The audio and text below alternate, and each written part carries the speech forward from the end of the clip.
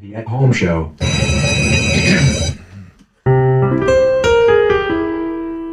Today on the At Home Show, our fantastic literary club has decided to share with you various pieces and excerpts from our favorite children's books, gloriously provided by a one Joshua Cary.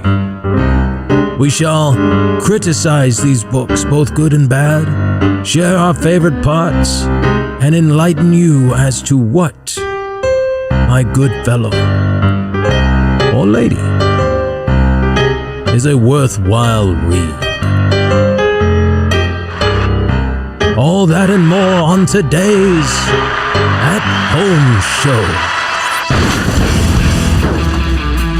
Live from the Green Room Studios, from the spacious property of Bates Nursery and Garden Center, 3810 Whites Creek Pike, it's the At Home Show with Josh Cary and David Bates. Oh, yes, everybody's here. Everybody's ready. Everybody's ready to roll because it's time for the At Home Show. I'm Josh Cary. And I am David We Bates. have the entire cast of the At Home Show in studio this morning. Indeed we do. And it's going to be fun today. I'm predicting lots of fun and frivolity, maybe a little information. Well, it's certainly going to be an action-packed day. There is no shortage of things on the nursery side to talk about. We've had a continuous stream of trucks, and they're being unloaded throughout the week. So it has been busy here this week. And Did they come in last week and watch you unload the Isley truck? there was very little standing around. There was a lot of actual, when you have as many trucks as we had, I'm talking, we get a lot of trucks through here. We don't always get so many full semi-load trucks. This was a full semi-load week. Everybody we got one from seemed to be a full load or a nearly full load. And so we got a lot to talk about with regards to that, but we're going to start off by talking about the weather. And, of course, today is Saturday, the 25th of September, and this month is getting by quickly. We are officially in fall now, and that's a good thing, and the weather is cooperating. If you look at that forecast there, that you can't get more perfect than that. 75 degrees for the high today, 50 degrees for the overnight low, 78, 54 on Sunday, a little warmer still Monday, 84, 61.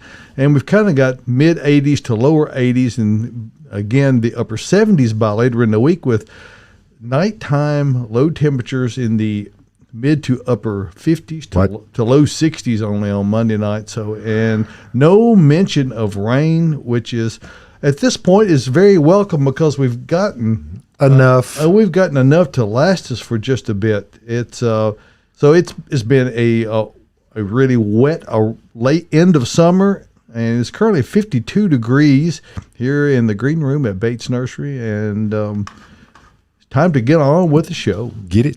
Yes. So it's been a busy week for everybody, I would imagine. It has been a busy week, and by the way, we are an interactive program. Yes. So pick up the phone and give us a call, send us a text, leave us a voicemail, whatever you want to do. Rock through the window. If you're the Ernest T. Bass type, you could put a note on a rock and throw it through the window. We haven't had one of those lately. We also have our At Home Show Facebook account, which you can message us through that, and our At Home Show Instagram account, which Cary has the control of over there. And Cary, do you have things queued up for this morning? Yes, I do. We just got one question this morning. Are y'all ready for it? Okay. Yeah, sure. We'll take that, and then we'll move on into whatever's next. So go right ahead. All right, here we go. So plant suggestions for dry shade, and that comes from Kelly Rue 3. Take it away. Dry shade? Dry shade. Not wet shade. Dry shade. So is that like a dry sense of humor when you're saying like an insult to somebody? Exactly. Dry shade. Oh, Okay. yeah. Cool. Throw in some dry shade. Yeah. So I guess what we're to infer from that, Austin, is that for whatever reason, there's an overhang that's maybe attached to, I'm going to guess, maybe a carport, or maybe there's just large eaves over the roof where the plants that are underneath it never really get natural rainfall. Otherwise, it certainly would not be dry right now. No, it wouldn't be. Dry shade can be a little tricky, but not too bad. Ferns actually like some dry shade. I talked to growers who grow ferns, and you can't keep those things too wet, and they don't do well. So ferns do well in that type of environment. Whenever you first plant them, though, you got to make sure you give them adequate water to get them kind of established, get their root systems down, and then once they do get established, they'll be fine. Hosta also comes to mind. I mean, early in its life, like I said, you got to kind of keep them moist to get them rooted. But then after that, they can handle some pretty dry shade and live just fine in that. So two kind of classic options, but both of them work just fine. Now, if we're talking about shrubs, there's a number of options that can work for that. Viburnum comes to mind as a plant that can tolerate that. Aucuba comes to mind. So number of options for that. And if you want to come out, we can show them all to you. Yeah, and the one thing I don't want anyone to, if you've got a self-described situation as dry shade, that doesn't get you off the hook from watering. No. You've got to just because it's dry doesn't mean that the plants will accept that dryness. You've got to be able to supply enough moisture. So those who have areas such as are being described here, where for whatever reason they don't get natural rainfall, if it's dry right now, then that means that you've got to put either some low pressure micro irrigation in there, or one of those leaky pipes type soaker hose, or simply keep the hose nearby and handy so that you can water those things as needed. And that's year round. You need to be as cognizant of that in the winter months as you do in the summer. Now, it doesn't take such frequency in the wintertime because things just dry out a lot more slowly, but it's just as important because the plants don't want to go powder dry at any time. They turn to powder if they turn powder Well, dry. the plants will show you pretty quickly that they're not in agreement with that. Plants, as a general rule, like both wet and dry conditions. They just want it alternatingly. They don't, they like to get wet and then they like to dry out, and that's why roots are growing predominantly is in search of moisture. So the more times you can repeat that wet dry cycle, the better the root systems, particularly in early plantings, gets out there and gets established, and then it'll help give you a little bit of a more forgiving situation if you perhaps forget to water when you should. Well, I'm wondering if could this be a case where there's a big canopy overhang with some large mature trees that are stealing the water to a degree? That's a possibility. What do you think, Austin? Yeah, probably. That happens a lot. You get dry areas up underneath large trees that have a huge canopy, so I would assume that could be a potential scenario for what's going on right now. So. Well, one thing for sure, the big trees are going to get their water. Of course. They have an unfair advantage. They're going to extract it from the surface and all points below. So if it's a situation like that, certainly, if you want to have companion plants growing underneath the canopy there, you must make allowances for irrigation. A little stand impact sprinkler is great for that. If you need to water, because a lot of people have these extensive shade gardens that are under the tree canopy, and it's a lot to try to water by hand. So, but you can put a sprinkler up there and cover the whole area relatively easily. Will it use more water? Certainly. Is it the most efficient use of water? No, but it may be the most efficient use of time. So if you've got, this is really a great situation if you have a well or an alternate water source. Maybe you've got a pond you can draw from, or a stream, that kind of thing. It gives you the ability to kind of use more water at the times you need it without having to pay that penalty of what city water imposes upon it, because it's being filtered and refined to a point that for humans, the plants don't really need it to be that clean. Really? No, they don't. Chlorine doesn't bother them? Well, no. Well, chlorine does bother them. And there are some plants, particularly some house plants like spider plants, that it's not so much the chlorine as it is the fluorine that's in there that creates problems for them, and it'll make brown ends on them, and so there are things that are put in drinking water that are good for humans that are not good for plants. That's why a lot of times, and Cary, you can jump in on this, we really recommend to folks, if you're watering with city water and you don't have maybe a filtration system to pre-filter your waters, to simply draw it in a container and let it stand for several days under the, keep it under the sink or whatever before you use it.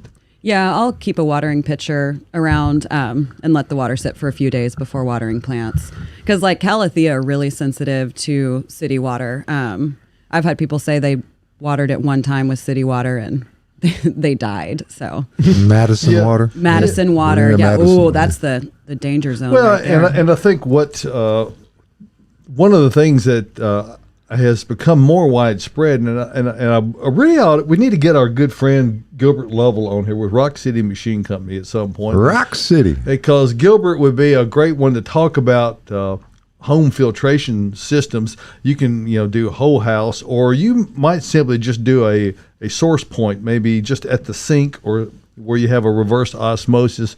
That really cleans the water up so that you can drink it, and it takes all those other harmful things, including bad taste, out of it through a multiple filtration system. So by doing that, you also clean it up to the point where that it won't be adversely, you get all the benefits of the water, which is what you want, without those adverse effects of having additives in there that are done either to keep our teeth from getting cavities or keep the scuzzies, keep all that stuff at bay. So there are ways to work around that we have in this day and time that we didn't have back in the day. What day was that? Yesterday. Yesterday? Oh, okay. Yeah, some day before. It was way back in that day. Yeah, way back. 615-499-6690. If you would like to join us here, we're here for you on all the platforms. Absolutely, and we've got as we talked about at the top of the program, we've got a lot of plant material to discuss of all the trucks that came in. But Josh, you brought in books last week. And I don't know at what point of this, you got detained. And let me just bring this up. I did come to show this little. This is the Smartway map out in. This is 24 West. Yes, westbound. And you see that little note right there is a multi-vehicle crash. So if you're out and about and you're coming in from Interstate 24, don't. No, you're not. You're going to be sitting there. The westbound lanes are blocked from probably Bell Road all the way in beyond. That's probably to Laverne by now. Probably. So with that in mind, you'll see that the big red line all the way down, it's almost out to a Bell Forge out there at Bell Road. So I'm sure it's out there, and it goes all the way into almost to Antioch Pike. So there's a major event here, and then apparently there's some other event that wasn't deemed to be sufficient. So we've got this other little event up here. So everybody goes down and gets back on Harding, then comes all the way back up, and then goes back up on there, and they're all in a hurry, and then they run into each other. So anyway, don't do that. If you're southwest of town, southeast of town, I should say, you really want to avoid Interstate 24. Don't go out to 40 or go any other way except that. Not a viable route today. So be mindful of that. We don't usually get into traffic problems on Saturday mornings because, well, frankly, there's a whole lot less traffic. Yes. Particularly early. People are sleeping in, but somebody got Josh also lost our flight time chopper, so we can go check on that stuff. Where'd I lose it? I don't know. You tell us. You're the one that lost it. Did we have one? You can't keep up with nice things anymore, David. Oh, okay. Yeah, well, we got Tyler's drone. He just didn't have time to get out there this morning. 615-499-6690. That's how you reach us. Call, leave a voicemail or a text message. Or we're going to read books. Yeah. Well, we're going to read the books anyway. We're going to read the books anyway. And I will say, unless someone else has got something, I'm going to start off. I just need to clarify something here real quick. Now, my lovely bride works at Ingram Content Group, which is formerly known as Ingram Book Company, Ingram Video, Ingram everything. Because book company is not descriptive enough. It's content. Well, it's digital. It's print on demand. It's hardcover books. It's paperback books or trades, and all these different types of books that are there, gifts and games and all things. But she is a product manager over there, a senior product manager, by the way, and She's she hasn't been a junior project manager in a long time. No. But one of her functions is that she buys a lot of children's books, and I will go to my grave believing that the fact that we read to both of my daughters continually from the time they were from the time they were born until they could read to them, Josh? Well, occasionally we will read to them, and my lovely bride. Do they roll their eyes? Yes. Okay. And you get the cut them eyes, as they were. Okay, Dad. But I think it's a wonderful bonding process. There are all kinds of things out there. There's funny stuff. There's crazy stuff. There's all kinds of things. But I believe that it is one of the main reasons that they've grown up to be lovely, wonderful, smart, successful children. So if you want your daughters and or sons to grow up to be lovely, smart, adorable, all of the above, you can. And here's a book that I selected from Z Grows a Tree, and watch Z and her Douglas fir tree grow up together and learn all about the wonders of evergreens. So I wonder why a nursery guy would be reading this book. But I'll just share this little forward with you here. It says, on the same morning that Z Cooper is born, a little Douglas fir tree seedling emerges from the nursery bed at her family's Christmas tree farm. How about that? Wow. As Z and the tree grow up side by side, they experience many similar milestones, from leaving the nursery to struggling through growth spurts to getting a snazzy new haircut. So this is from the revered nonfiction author Elizabeth Rush, and she teams up with beloved illustrator Will Hillebrand to create a charming informational picture book that intersperses facts about how Douglas fir trees are grown and cared for on the farm, with a sweet story about a girl growing up alongside her very special tree. And it really is, it's very nice in this book how that they put in some, and you won't be able to see the fine print, but it gives you some spots in here. That's really hot coming off there. So getting a little euonymuses. But it gives you some very specific information. You just have to trust me on that. But try it now, David. Okay, we got the camera a little better adjusted, maybe to take it. It's still a little hot. It's a little hot, but anyway, there are fine print. You can see where my finger is down here. That certainly you cannot read. You can't read the big print for that matter, but I can. My eyes may be bad, but they're not that bad.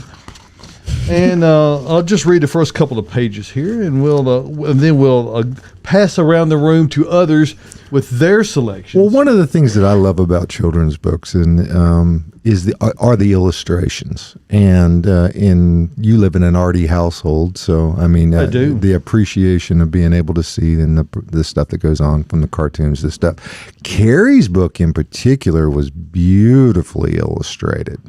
So, it is. I'm excited about mine. Okay. Get ready. Well, and Cary's is as appropriate for her reading as mine is for me. They're very different. You got a Christmas tree farm? No, but I got a couple trees. You got a couple? Yeah. Any tree can be a Christmas tree. I got a nursery. Yeah, nursery. So there's a whole number of parallels there. There's the helicopter. Okay. Yes. Well, that's given the all clear. 24 is still backed up. Still backed up. Yes. So one spring morning, little Z Cooper arrived in the world. The very same day, a Douglas fir seedling emerged from the soil at Cooper's Christmas tree farm. For the first months of Z's life, her mom and dad cared for her every day and night, feeding her, burping her, and changing her diaper. Don't forget to change the diaper on your Douglas fir. Z's mom and dad cared for her little tree, too, feeding it, watering it, and pulling the weeds. Together, Z and her tree grew bigger and stronger. And I will see if we can get this picture, and I'm not going to read more of it, but this is a nice little picture of the nursery, a little greenhouse where they're growing the Douglas firs, and also the care of little Z. So anyway, Z Grows a Tree, a very nice addition to the Any Child's. We do not have a library book section at Bates Nursery, although Tyler and I spoke about how we might approach doing that. Who was the author of that one? And again, as I mentioned earlier, Elizabeth Rush, R-U-S-C-H, Elizabeth Rush, and Will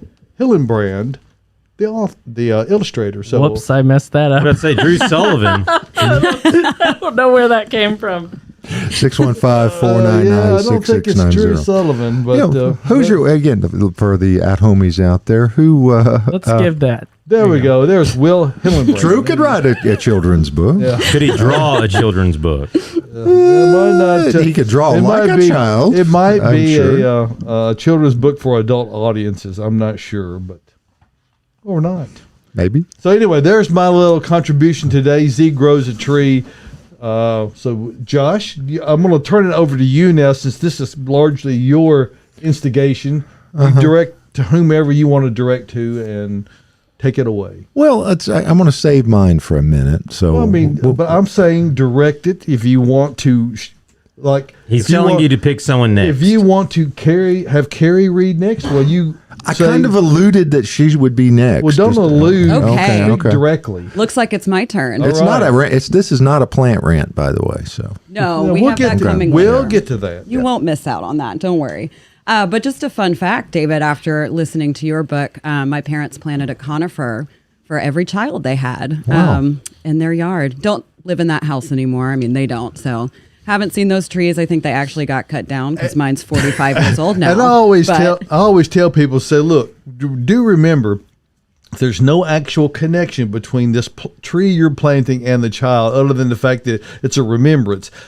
Something could happen to the tree. It won't necessarily mean there's something bad going to happen to your child. So just, keep that in mind. Don't get too attached to it. Yeah. When we moved away, the trees were still there, and they were very large, but at this time they've probably come down. So I got excited about this book when I walked in last week, and it was sitting on top of the book pile.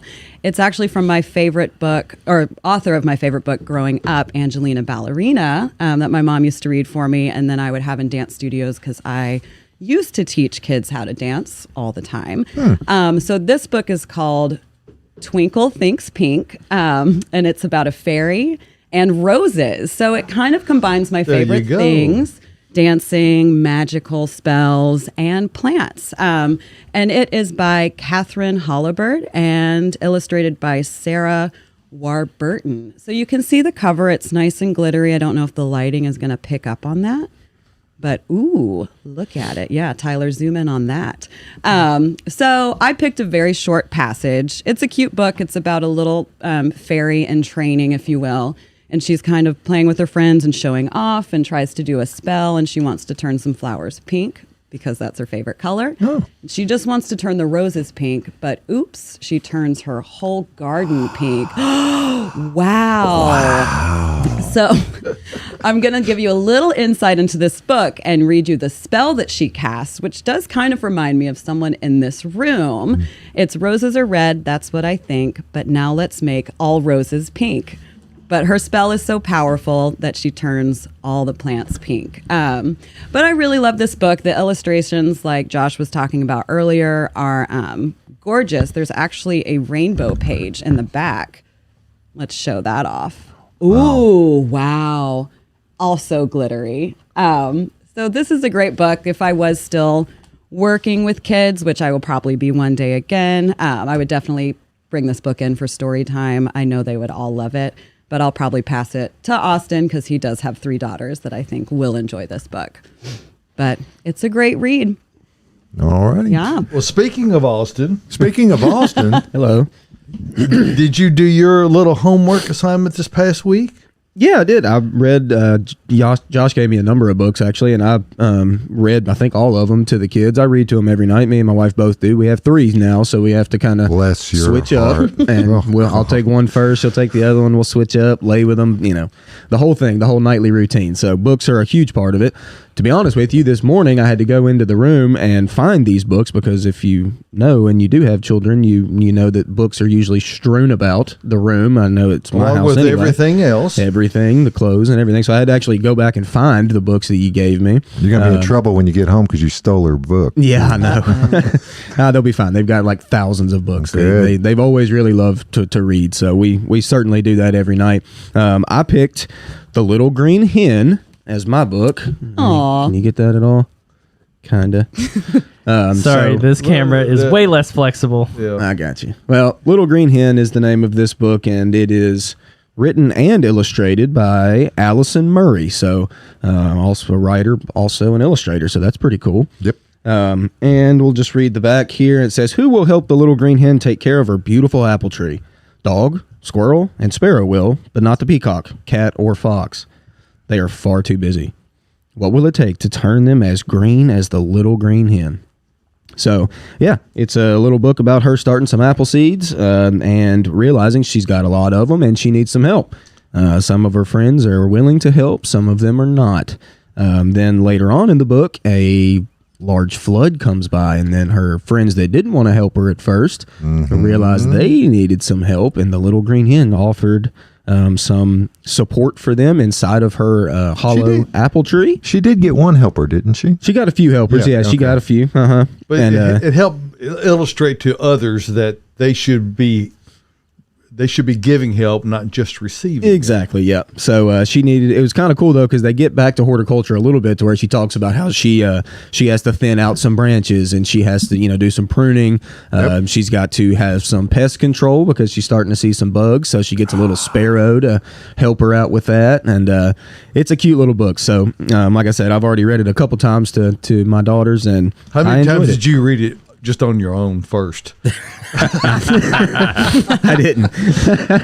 I just started with the kids. So Okay. And I believe that when my Diana was telling me, and that one there was a Little Red Hen book that I don't remember. It must have been after Dr. Seuss and before some of the other kids came around. It made me. The Little Red Hen. I think she was making biscuits or something like that. I'd go so far back as that when I was in elementary school, they had the little red reading book, the little blue reading book. They and were the both little on green. stone, right? Yeah. They were, yes, they They were were chiseled in. Yeah. Okay.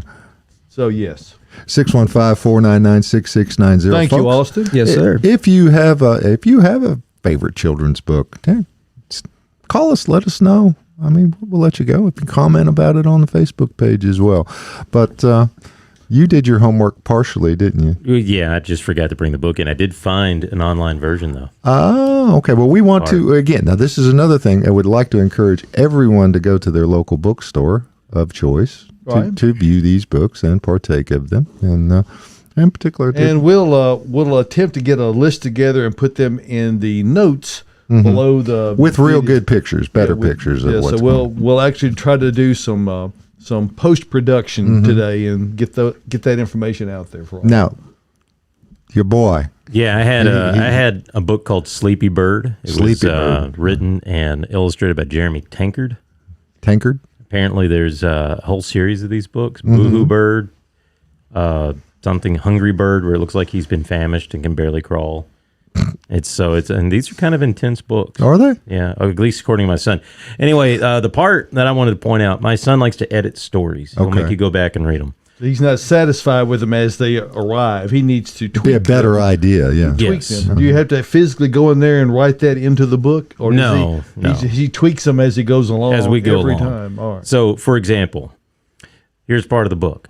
Fox was getting cozy when he heard Bird coming. Goodness, said Fox, that's a lot of noise for bedtime. I'm not tired, said Bird. Maybe if you hug my blankie, said Fox, it helps me get sleepy. Blanky schmanky, said Bird, let's play. Wouldn't you be better? Blanky schmanky. Yeah, So your son said, So Sam said, let's back up. He didn't say that part, but that's what he meant. Circle And back. he goes, Dad, do you remember the part when the fox ate the bird? I said, what? He's like, yeah, he used the blankie to get the bird in, and then he had a meal, and everyone was happy. Then he said, the end, and he shut the book. so. I was like, Wow. okay. Well, Okay. I guess he's developed a realistic approach to life. Is that No, he has. He says, Foxes and halobies eat birds. Halobies is what he calls coyotes. He says halobies. Halobies. Okay. Yeah. So he says they eat birds. He goes, this is, the bird's done. And I was like, well, there's more book. Boys and girls. I'd boys say and they're girls. more into chickens than they are just random birds, but I'm Rabbits. pretty sure. Yep. Yeah. Now, this is a pretty tasty looking dinosaur looking type of bird. Now that book was very well illustrated. It was very well. And it was a cute book. We did end up finishing it. And at one point, he wanted to know where Godzilla and Gorosaurus were in relation to this bird. And I went, I don't know that this has happened on a Monster Island house. That may be on the next chapter. Yeah. Well, what would Godzilla have done to the little bird? Ignored him because he's so We would tiny. have cooked it first. You and Sam breathe fire the same way. 615-499-6690. Shall we finish up with my book? I think so we can move on to the only gardening. proper, Josh. Okay, I did and chose and kept the poop song.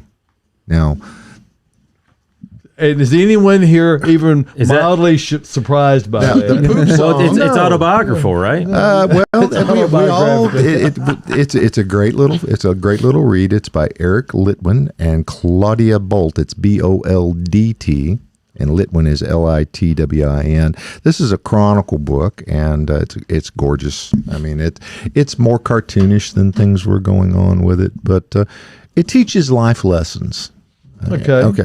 And I think maybe a little bit more dramatic because, again, part of reading a children's book is to do the voices and to do the sounds and have the reactions. Have you rehearsed the poop song? No, I could not find the tune to the poop song. And as we know, and for anybody who's listened to the At Home Show for many, many, many years, You're not allowed to sing? a daddy don't sing. No, don't sing, daddy. Don't do that. So I will do it a little bit different. But cats poop in their own little box. Mountain goats poop as they climb over rocks. Fishes poop as they swim in the sea. Caterpillars poop at the top of a tree. Everybody's pooping all day long. That's why we sing the pooping song. I don't. No. I don't know the pooping Pooping. Everybody's pooping. Everybody's pooping around. But the big boys and big girls are pooping in the potty, and that's when we hear the happy sound. Flush. That's where you were supposed to have the sound effect. Yeah. Okay. All right.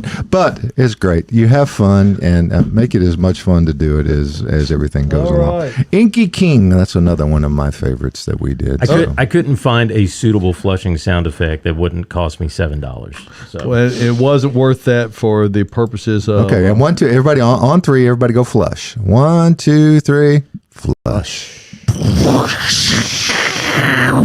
Okay. All right. 615-499-6690. that's one of those Home Depot toilets. A super grinder, poo grinder 3000. Okay.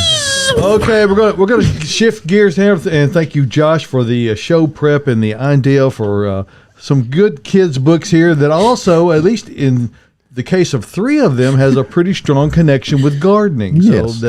that's very nice, and that certainly does tie in with what we Hey, try to do. fertilizer. Caterpillars were at the top of the Well, tree. Okay, so there are elements in each of them. So Yes.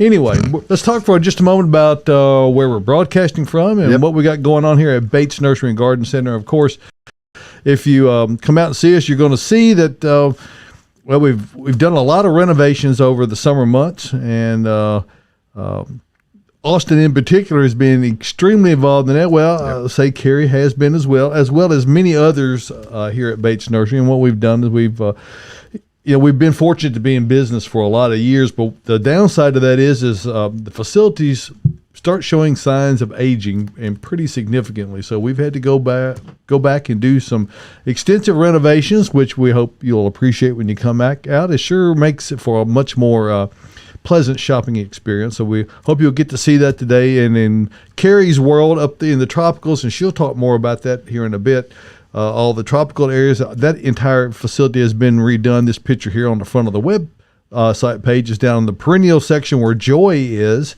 And so there's that. And then we've also done a bunch more over in the adjacent area in the annual area. So I don't have photographs of that right now, but what I do want to say is that we really are all about the plants here at Bates Nursery and Garden Center, and we're not here to sell you anything. We're here to try to help you make the choices that you need to get the kind of effect you want to out of your garden, out of your landscape. And we employ a lot of methods to try to do that. One of the things we do is the Bates Nursery Botanical Boot Camp, and a couple of weeks ago, Austin had a fall garden prep, which is out there on the site there, and you can reach that by just going to the main page at Bates Nursery, scrolling down, and you'll see the Bates Nursery Botanical Boot Camp. We do have, Tyler, a pretty extensive calendar upcoming, and you want to give us a couple of highlights of what are in store for us in the coming weeks. Can you bend your neck? Yes, I can. I am Superman. So Caroline and I worked on a new webinar schedule. We got Living Fences coming up October 6th with Ben Trest. Then with Melissa McKay, we've got Bulbs. And then after that, the week following, we've got Dungeons and Dragons Plants with our own Adam Chapman. Which is very pertinent because he has an accompanying, speaking of books, he's already written the first epic of the trilogy that he's writing, so you'll be interested in that if you're a D&D person at all, or if you just enjoy reading. Adam has already finished I don't know how many 100 pages the first edition of this trilogy. I think he said it's a 7 or 8 hour read. So there you go. And then following that, at the end of the month, we have Bates' Little Shop of Horrors, spooky plants that you'll love. With Caroline, she's been looking forward to this since all year, since last year, since November 1st. Mm-hmm. We just got to figure out a way to get Vanessa zoomed in on that one. So I know you'll be talking to her, Caroline. Oh yeah, and Ben is also involved in that Caroline, one too. Absolutely, and you did so if you're interested in what we're talking about, you can go back to the Bates Nursery Botanical Boot Camp archives and dig that one out from last year, and they'll have a new version this year. And quickly to talk about, my newsletter is one of the ways that we try to communicate to those of you who are agreeable with continuing to receive it, or Bates Rewards members. I talk about seasonal things and also what we've got coming in this week. One of the largest, which is amazing to me, is it's taken a long time for people to really get interested in fruiting plants and in trees, and so much has this become a big deal that we got a full semi-load in this week. Now, there were also a few other things in there. There were some flowering cherries and dogwoods and a few other, but we have a huge assortment of fruiting trees and plants, and there's more coming the first of the week. So if you don't see what you're looking for right now, you can check back, and you can go to our website, batesnursery.com, or you can go to my newsletter that's right here in the blog section, and go down to where it says Fall Fell. And if you scroll down in the article there, you will see that I have some links that are already in there for you that will take you to the Japanese maples or other conifers we got in from the Isley truck. And the Isley truck is always a big deal every year, so you're going to want to check that out, as well as the links in there to the fruiting trees and edible plants. So there've been a lot of people check that out already. I want to say we've had like 1,200 clicks on those links in the last couple of days since that newsletter came out. So a lot of people are interested in that. And again, if you don't see what you're looking for, just refresh it in a couple of days and check again and find out what you're looking for. Or certainly you can give us a call at any time, 615-876-1014 over here at Bates Nursery and Garden Center, where we pretty much have it all. I mean, I can't think of what we don't have. I don't know, Austin, you got any? I don't know what we don't have right now. Not really after this week. We got so much stuff that I guess the one thing we're just low on right now that's coming in Tuesday is going to be all of your smaller kind of fruiting berry type plants. So we're a touch low on blueberry, blackberry, raspberry, but not really. I mean, we still have a good amount.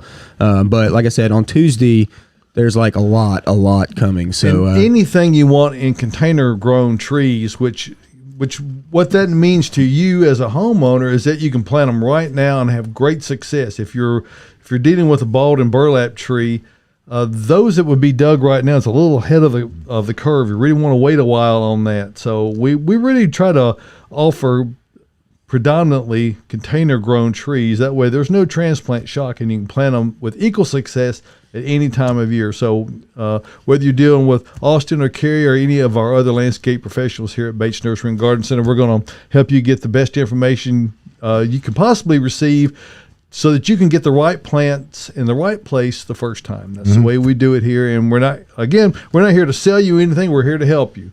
Part of that help goes into recommending the use of Earth Mix garden products, whether you use Earth Mix Landscape as a soil amendment to go in with your plants, or Earth Mix Garden to fill an entire bed, or Proganics I, for instance. For house plants, you're assured of getting the most viable growing mediums that are available, and your plants will show you in how well they productively grow. So check all that out at batesnursery.com. And we've been beautifying Nashville since 1932. Invite you to come see us. We're open from 9 until 4, Monday through Saturday, noon until 4 on Sunday. So come see us, Bates Nursery and Garden Center. Appreciate you giving us a moment. Talk about that. And it's worth the drive from everywhere. It is. Yes. Or anywhere. Everywhere. It's worth the drive Anywhere. from everywhere. It is. Or anywhere. Except maybe in 24 West this morning. So take the alternate route. yeah, this you might- morning. Still worth the drive Yes. and Still worth worth it. the wait. It Yeah, could be. but if you can avoid that wait, you might ought to consider that, because Interstate 24, we're going to check that out one more time here quickly just to see if that map has been updated. See if that has It's possibly backed up to Smyrna. it's not good. No, Yeah, it's not going to be good. So avoid Interstate 24 westbound coming into Nashville from Laverne, Smyrna, Murfreesboro. Do not come into town that way, because Just stay you in can, Smyrna. And you can even see over here on other roads how badly the traffic's being Trying to affected. get Trying to get the around road. it. So it's not a good time. You might ought to drive backwards and go out to 840 and drive around. If Go you over really to want to take a scenic drive. Tyler, we have received another question on the At Home Show, not on the page. So I'm going to need for you to go up and to input 2. This is from Greg Villaflor. Greg Villaflor called the very first At Home Show with Josh Cary and David Bates, and he's been listening. And he and I have had an exchange of recent. I think he had a birthday, and I wished him happy birthday on that. Greg's a great guy. And now, just to give a little context, Greg, when the tsunami hit in Indonesia a decade ago, was it more than a decade ago? It's been a minute. Yep.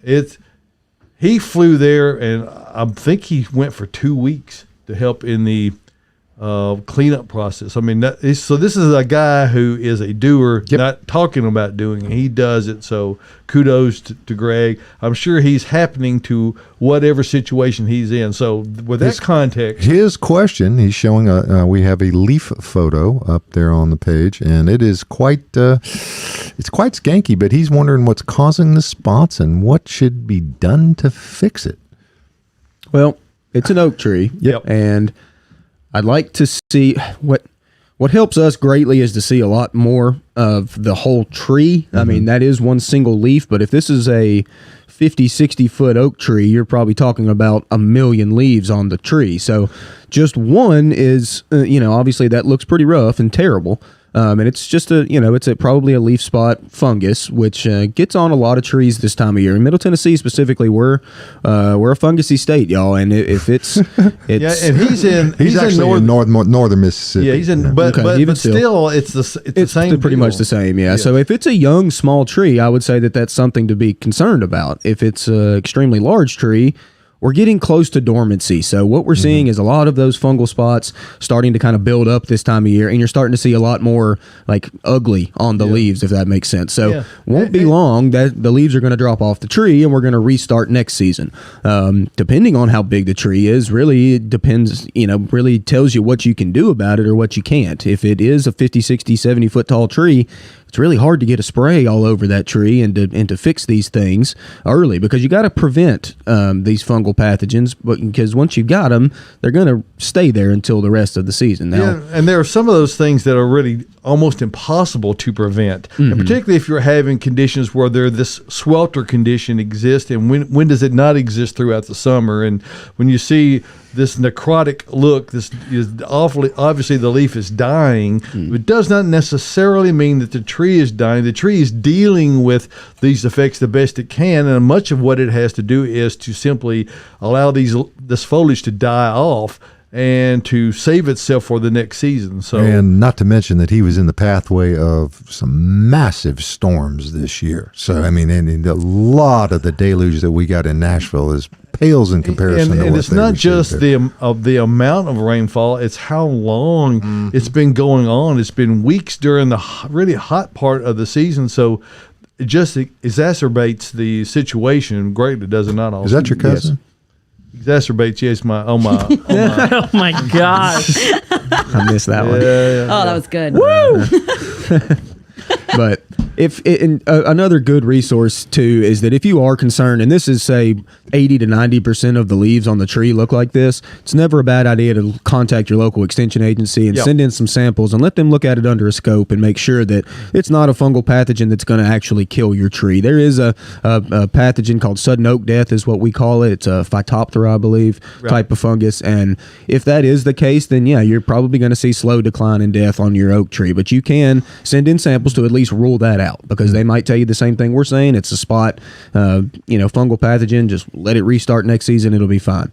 But if you are concerned, I would recommend, looking out for them. And there could be some other things that perhaps are, and since we don't have Greg on the line, we can't actually ask him in real time. But if some changes to the terrain have been made, say that soil has been added, where that you've gotten some buildup of soil around the trunk, you see things like that happen on occasion that creates some stress on the trees. That can actually kill a tree if you're getting soil around that. Cary is making all kinds of hand motions over She's there. not behaving over there in her workstation. I've just been quiet for too long. She has been quiet for too long. Does that mean it's time for a plant I rant? believe it does. Uh-oh. Here we go. Sometimes she just needs to vent a little. It's Plant Rants with Cary Gant. Yay. So I have a lot of exciting things this morning. All we could see were hands I above know. the monitor. Those That's jazz hands were going wild. I just couldn't control them. So we received an amazing plant yesterday. It's a 40-plus-year-old philodendron Hope Salome, and some people call it a tree philodendron. And I have a video that I made, so you'll see why. But we have her on display in the garden center right now. I'm just so excited about it. We sent our delivery driver, Glenn, to pick it up. And when he got back and opened the back of the box truck, it was way bigger than I thought it was coming in. It took up the entire, the show up front. Tyler, I'm not ready for the video. Oh, yet. no. Oh, no. It's not I've ruined time. the surprise. No, nobody saw it yet. It's just huge. And then I radioed to Austin to come check it out, and the look on his face when he walked over and saw it. Now, on your left, you have some representative foliage right there. Yes, I do. So this is a much smaller version of what you're about to see. You buy this plant, give it 40 years, and it might become what we are about to look at. But I made this video. While we watch it, if you want to just imagine the song Abracadabra by Steve Miller Band in the background, because that's what I originally put it to, because it kind of fit perfectly.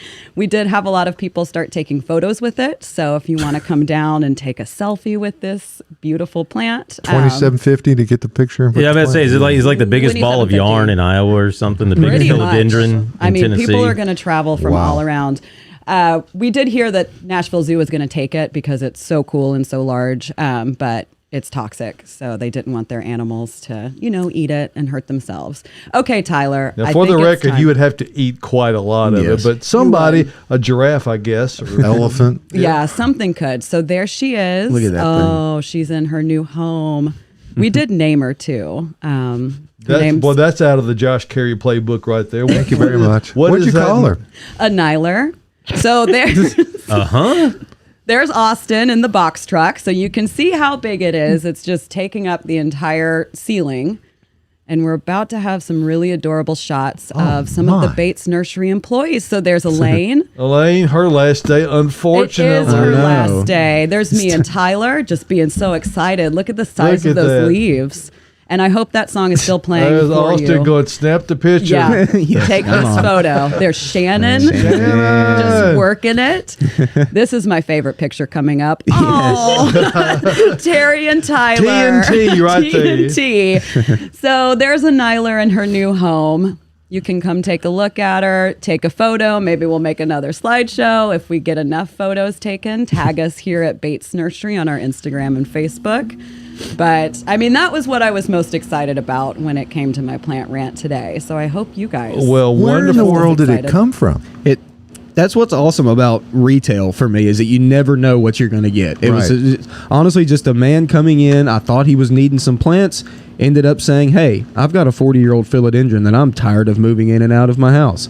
And he said, "Do you want it?" I said, "Well, how much do you want for it?" And he said, "You can have it." I said, I'm "Have gonna it." donate it. Just wanted to donate it. You so got to come get it, though. You got to Well, come he get it. showed us the picture of it, and I mean, it looked huge, and he said it was 8 feet tall. But I mean, that picture did not do that plant justice. No, it didn't. It's certainly the biggest philodendron I've ever seen in my life. Ever seen? It's amazing, like the roots that are Well, growing you need to go out to and- Hawaii sometime. There Yep. are Yeah. some that are quite a bit bigger. But but anyway, not here in Tennessee. So Not generally here in Tennessee. I don't think even in the conservatory at the Upperland Hotel there's any quite that large. There's some other large tropicals in there, but I don't know if there's any philodendron psalloum that are quite of that size. It's a It's- very huge specimen. It's a sight to see. we have the biggest one, so come see it. And then just a side note, I did bring some really cool houseplants that we got in. We got a shipment from Pope's. I believe they're out of Knoxville. Yeah. We got a lot of cute little mixed planters. So we're moving into the holiday season. Halloween's coming up. So we have spooky little skull planter, some great succulents in them. They're really healthy. So if you need a gift for yourself or for someone I also else. need to give you credit, Cary, for really working on the hanging basket display with our renovated facility. We have a much better area for hanging baskets and make them much more visible. And there are a lot of succulents and other little specialty baskets, small, some really large, all different sizes. So wherever you've got a spot, Cary can hook you up on. Yes, I what to- can. I pushed Paula to buy all the hanging baskets just to fill up that ceiling because it looks so cool. We have one aisle that's all ferns hanging. I call it Fern Gully. I love it. And then, so come see that. Take some pictures there. Speaking of hanging baskets, we did get some string of hearts in, which I have right here in front of me. I took the hangers off. But we have those hanging in a full aisle. We probably haven't had those in about a year and a half, so it's very exciting that we did get them in. But lots of exciting things. Clearly, I've said that word quite a few times now in the last 5 minutes. So come down and see us at Bates Nursery And today. and before we shift gears here, Cary, we want to give a shout out to Amy with Music City Tropicals, who was so gracious to come out last weekend. And even with the miserable weather last Saturday, we still had a great showing of really interested individuals coming out, and so we were really appreciative of her coming out and showing all these really rare and unusual plants, and we're looking forward to having her come out again. The soon. one I took home was a big hit, by the way. Oh, So, good. Absolutely. And you got your moss poles. I do have one more thing. Josh, I heard you sigh into that mic and you're about to talk. Okay. But I got I know the sound of that sigh by now. So next week we do have a guest on the At Home Show. Karen from Pottery Market will be coming on to talk about their pottery. She's got a couple video clips right in front of me. I don't know if it's in the camera, so I will slide them over. Look at the skull. Oh, so that's one of the Pottery Market pots. All of them are hand thrown, hand painted. She's going to talk about the process, and we'll look at some pots that we have here from Pottery Market. And she's really engaging and a very enthusiastic seller of containers. So we're looking forward to having her come on. And just don't call her Kim. Yes, it is don't Karen. call her Kim, I don't know David. why I confused her with she reminds me of another friend named Kim. So. but her name is Karen. So we're looking forward to having her on. Hey, let's talk for just a moment before we get off today. We'll mention Earth Mix Garden Products, and success begins at the ground level. And if you're going to have success in your plants, you don't want them to just merely hang on. You want them to thrive, and you want them to do their very best. And when you use Earth Mix Garden Products, we firmly believe that gives you the opportunity to have your plants doing and growing at their optimum. We don't just want to see them hanging on. We really want you to be having to go, you know what, this thing's going so great, I'm having to do more trimming than I expected. Those are the kind of problems that you might run into, and be it if you're using Earth Mix Landscape or if you're using Earth Mix Proganics I for indoor plants or any of the other products. Earth Mix products, we have a complete line of 100% organic, sustainably produced products, and it's done so right here in Nashville, Tennessee. So encourage you to check that out, and they're available all over Middle Tennessee at independent garden centers and businesses. Go to the Find Earth Mix tab at earthmix.net, and there you just scroll down the page and you'll see all of the pins all over Middle Tennessee. You can zoom in. Cincinnati, up at Greenfield, up in Mainsville, Ohio, over in Bloomington Valley Nursery, over in Bloomington, Indiana, and there's a bunch over in Kentucky as well. So check all those out at earthmix.net, and of course all over Middle Tennessee area. Martin's out in the West Nashville South Branch, out in Murfreesboro, I should say, along with South Branch, and many other locations. So check all those out at earthmix.net. And as we like to say, success in gardening begins at the ground level when you use Earth Mix Garden Products. And we appreciate you taking a moment to let us talk about that and to add to your gardening efforts. We need to apologize to an at-homie. And that is? Well, a true at-homie, Risha, she says she burned her waffles because she got so enthralled listening to us all read that children's books. So that's what the apology is? Yeah, we need to apologize. Sorry you burned your waffle. Glad you're listening. How'd your Titans doing? They did okay last week. Cardinals are doing good, 14 in a row. They're playing for, what, third place? No, first. No, I thought they were in this wild card race type thing. No, they about to catch the Brewers, man. Oh, okay. They don't want them. They could catch them, I guess. Yep. And so Michael has the obligatory sports talk segue he needs to make every week. No, I just need to make sure that Josh knows the Titans aren't good. Well, no, I think they've gotten back up to the good. I know. They're back up to good. They were horrible week one. It were so bad, we managed to not even mention it. They did, to go into Seahawks Stadium and to be down 24-9 in the fourth quarter and come back and win in overtime, no small feat. So I'll give them all the credit in the world for that. That's not what I mean. But my job is to bring Josh down. Okay, well, let's put it to you this way. Now, they are a very good football team that does not play to their full potential every single week. It's been this way for a long time. I love my Tennessee Titans. They do seem it's to homecoming week if you go into the ball game. The propensity to play up or down to the competition. Don't do that tomorrow because who are they playing tomorrow? The Dolts. And you mean the Baltimore Colts? Yeah, the Baltimore Colts. From your hometown? No, from Indianapolis. Yeah, the Colts play. We don't want to go with this because all the people in Houston right now are really picky about the Houston and the Oilers, and they say that that's Miss Adams' stuff. She can do what she wishes. I'm seeing a lot of Oilers stuff. Are they like doing like a retro thing? Because I'm seeing a lot of like Oilers sweatshirts. It's kind of a homecoming week. They will have a lot of the former Oiler players at the stadium tomorrow. All right. Okay. That's enough of that. Okay. Hey, Austin, for just a moment, let's talk about what we brought in here on the set before we get out of here. We're almost out of time, but we've got some great looking hydrangeas here in the front, and we have those available on the lot, correct? Oh, yeah. We still got a lot of hydrangea. A lot of them still full show. Some of them have finished up blooming. Doesn't matter. They're getting ready to go dormant here soon, but those are still full bloom. nice, big, lush plants. So they look nice in the shrub world. Right in front of me, violas, mums. It's mum season, y'all. Get your pumpkin spice. Come on out. Ooh, get your mums. Next week, I think we got pumpkins coming in. Yes. So you'll be Yeah, able to top of the decorate the front porch. Yeah, with those. we did have some unfortunate the amount of rainfall. Yeah. Really, we tried to buy only local grown pumpkins and gourds, which we're excited about. The problem of it is that it rained all the way through Tuesday. Yes. And they have not been able to get into the fields to harvest those. Yeah. So it would be the first of the week. Before those arrive, we will have them for sure by the end of next week, along with this entire selection of Japanese maples and other things at Bates Nursery. Come on out and see us.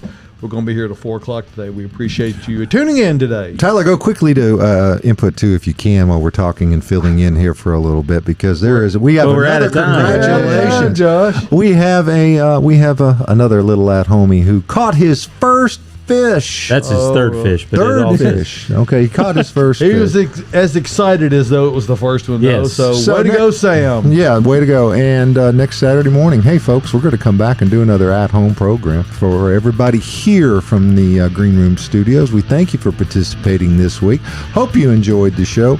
We'll see you next Saturday morning at 0800 from the Green